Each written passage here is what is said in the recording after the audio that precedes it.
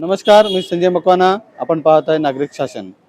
गेल्या अनेक दिवसापासून हे पोस्ट ऑफिस आहे ते बंद पडलेलं आहे.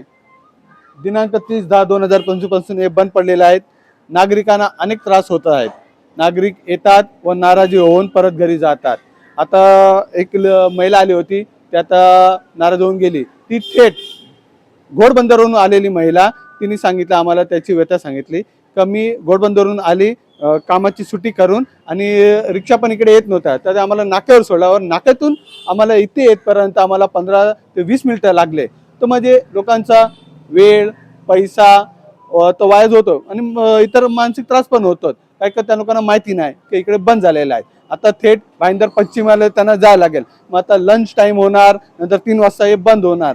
तर लोकांना खूप त्रास होते. तर सरकारने आणि प्रशासनाने याची दखल घेऊन लवकरात लवकर या भाईंदर ईस्टला जेसल पार्क इथे एक नवीन पोस्ट ऑफिस उघडून लोकांचे जे त्रास होतात ते सोल्व करण्यात यावे.